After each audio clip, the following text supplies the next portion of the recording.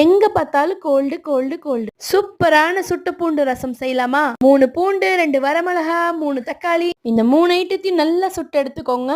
இந்த ரெசிபி கோல்டா இருக்கவங்களுக்கு, நியூ மாம்ஸ்க்கு எல்லாருக்கும் ரொம்ப நல்லது. சுட்ட பூண்டு, வரமிளகா, சீரக மிளகா போட்டு நல்லா கிரைண்ட் பண்ணி எடுத்துக்கோங்க.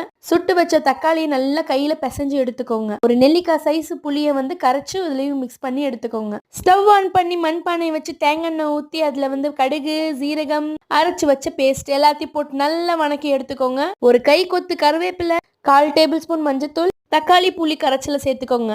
கொஞ்சமா பெருங்காயம் சேர்த்து தேவையான அளவு உப்பு போட்டு கொத்தமல்லி இலையும் மலைச்சாரல் மாதிரி தூவிக்கோங்க. நல்லா ரசம் நொடக்கட்டினதும் ஸ்டவ் ஆஃப் பண்ணிடுங்க. செம்ம சூப்பரான ஒரு ரசங்க.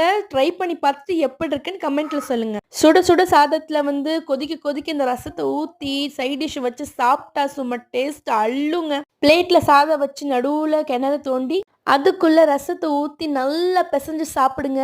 சளி இருக்கிற இடமே தெரியாம ஓடிடும். தொடர்ந்து இந்த மாதிரி வீடியோஸ் பார்க்க நம்மளோட ஃபஹிமாஸ் டைரியை சப்ஸ்கிரைப் பண்ணிக்கோங்க. மறக்காம பெல் பட்டனையும் கிளிக் பண்ணிருங்க. இருங்க இன்ஸ்டாகிராம்லயும் ஃபாலோ பண்ணிட்டு போயிருங்க.